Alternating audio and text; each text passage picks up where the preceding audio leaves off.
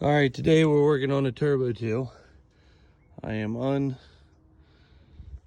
know what you call it.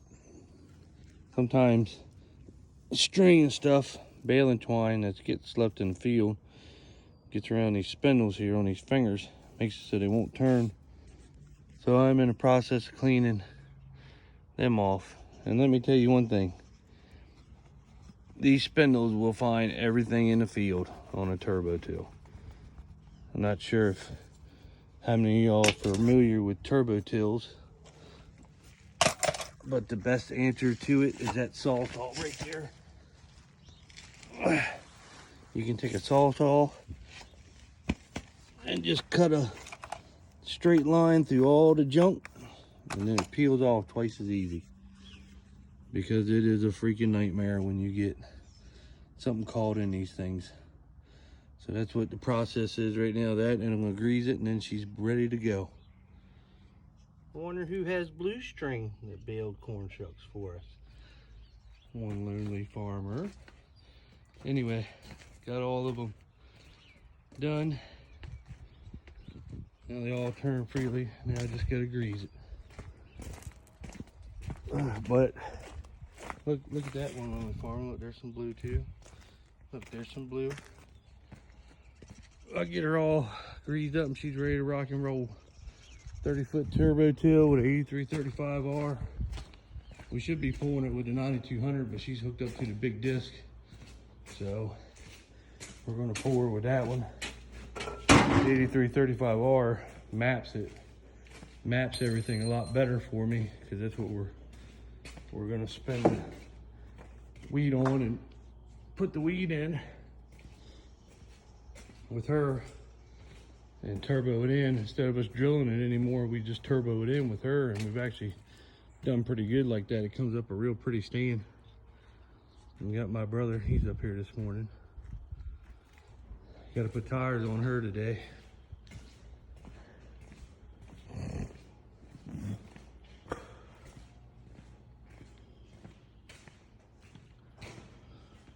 The turbo till all ready to go. Got her done, and we got old big girl ready to go. Next thing we got to do is fix this draper. Right, chill. She has got a ripped belt, as you can see right here. So I went and got a new belt,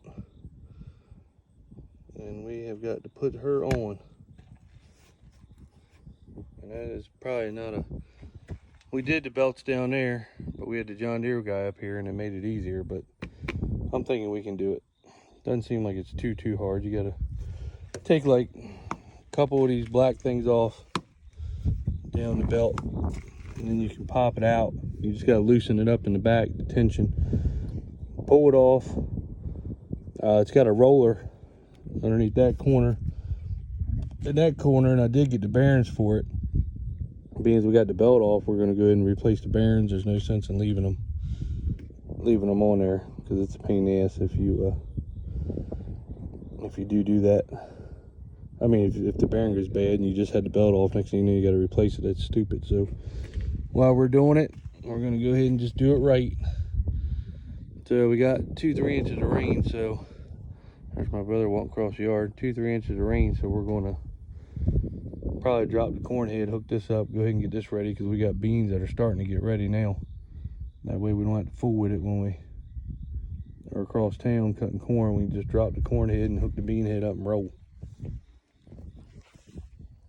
All right, cutting corn again. We got, I don't know, here you can see it for yourself. That's how much rain we got. About 2.5 inches. But the corn's still, dry. It doesn't affect it. The ground's a little wet, but we're gonna work it all up for wheat anyway. So even if we put a couple ruts in there, it ain't gonna really hurt anything. So it's not a big deal. Plus, grain or granary where we store everything, they're not really busy today because a lot of people aren't cutting. So we'll be able to roll a couple loads in out of there pretty quick.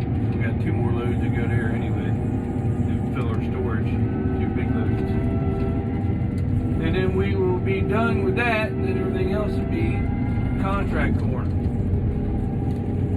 It's really wet down at this little field over here. This little field right here, I was cutting it. It normally gets wet, but with that rain, I was managed to open it up. But I had to run her in full drive to get out of there when I started getting close to the center. I'm gonna work on this big field here that I'm cutting. Because it was wet. I was really sinking in. I ain't getting this thing stuck. We gotta get the old big 8-wheeler to get her out. And it's not worth it. I opened it up anyway. Now the air will blow through the rows pretty good. And I'll work on this hill right here. This is a big hill farm. So I'll work on this for right now. Got a pretty little pond and everything here. Here, see. Alright, so we're back in Pioneer, 111 day. And as you can see, I'm going up a sand hill. And this is what it's doing on the sand hill.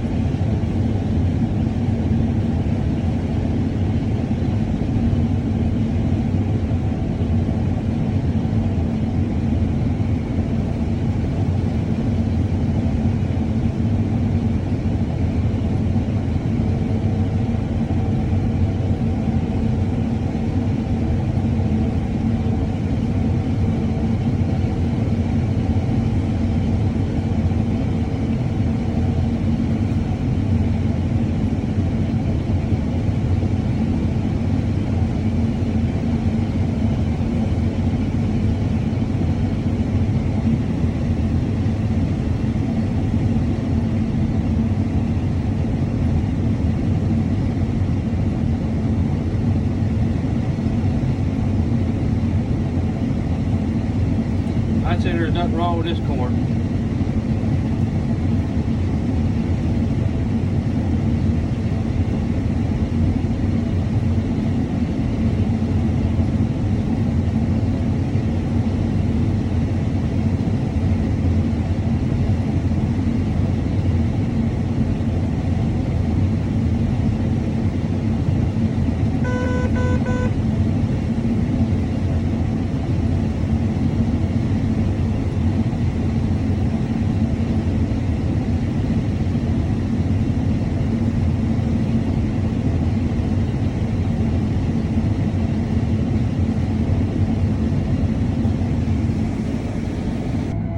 Alright, so I'm moving.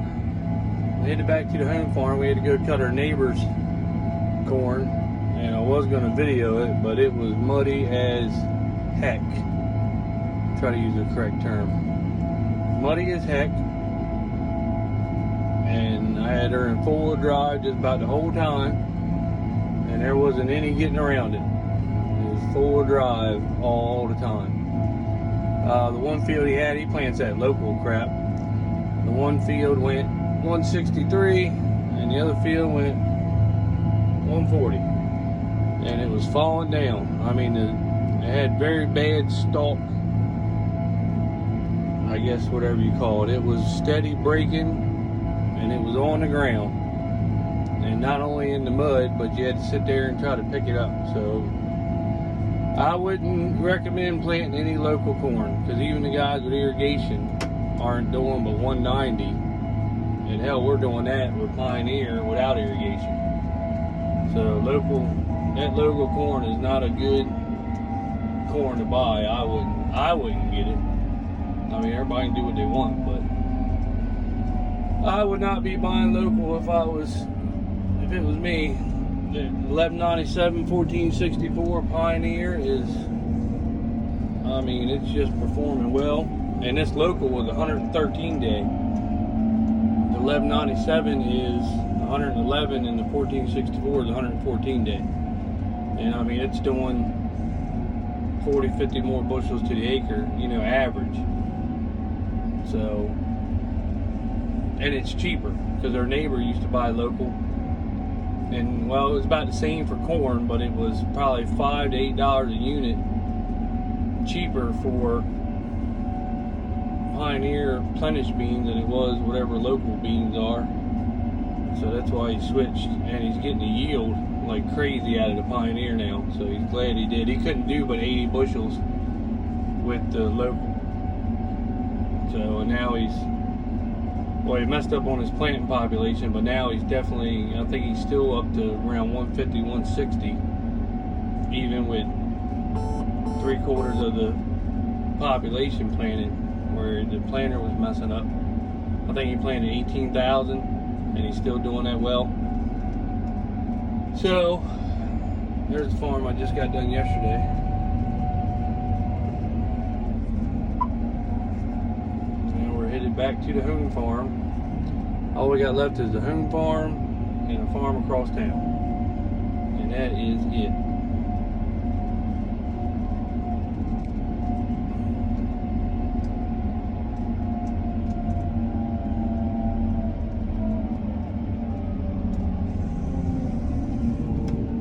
There's Mikey.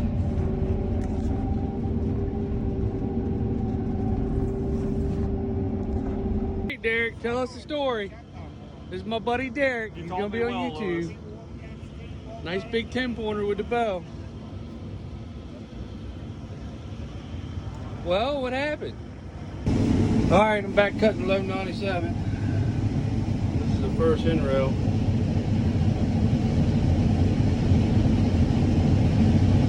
It ain't doing too good right here.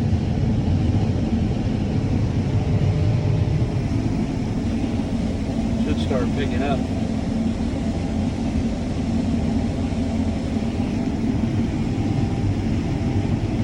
Talking about moving across town and cutting that.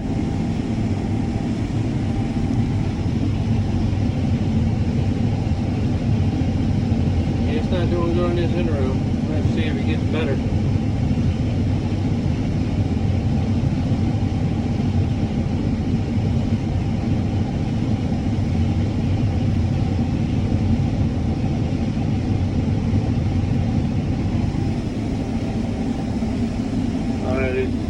First in row is always the worst. They have a bunch of weeds and stuff on it around the edges where the filter strips were. We'll see. Well, let's see what it does today. I had to close the concave up. A couple of numbers. Picked up my adder open too far for the neighbor's corn. See if it increases. There we go. That's what it was. Come on, baby. Come on.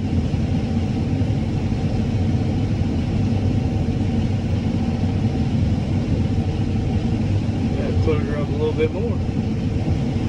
See, I'm still doing the ends. See what it does. Around one number.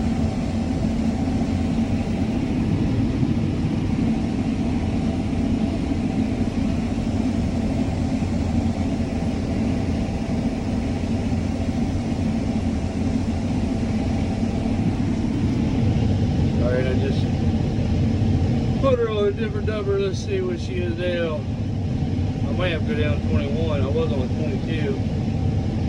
I was on 24 and then I went to 22. I moved her up to 23. Let me see what 21 does. This cob on this right here might be a little bit smaller.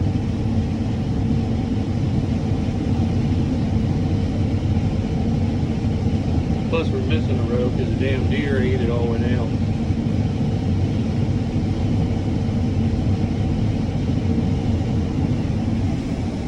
Alright, so we got out of the first in row. Cut the swipe. It's called for it too. Cut the swipe through the center of the field, and this is what it is. Still a little wet.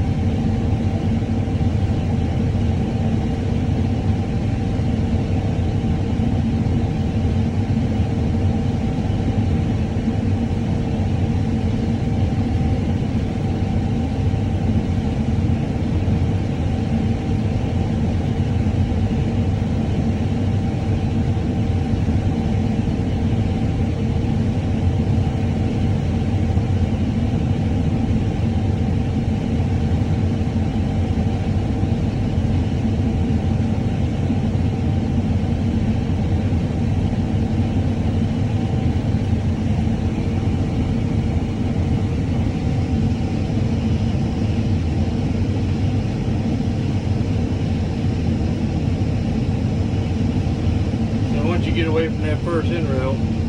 She's doing pretty damn good.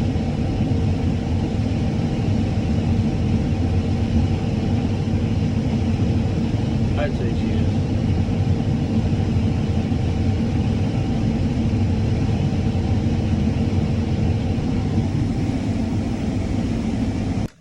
All right, we got Mr. Johnny here, John Williams, and then John Jr. Has he got a John in his name? What is it? Ben what? Benjamin Travers. Dad's middle name was Travers. Oh, I'm gonna start calling you Travers. 18.6. Oh, that's close. This is their tester that's Very very expensive. She's closer now than what she was when we first started using it. 'Cause it was a big difference in the second time. What do you want to tell your fans, Mr. Ben? How you doing? No, you gotta tell them what? Don't forget to like and subscribe. It's free. Exactly. Thank you. All right, go get on the combine so I can video you. Right? Proud of what Oh, not again. Future farmer, right?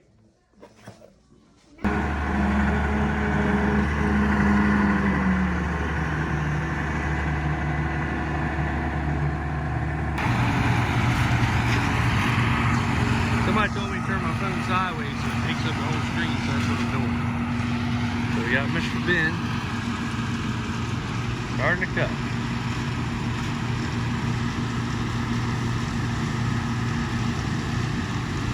And we got Mr. Johnny and John William riding on his new four-wheel.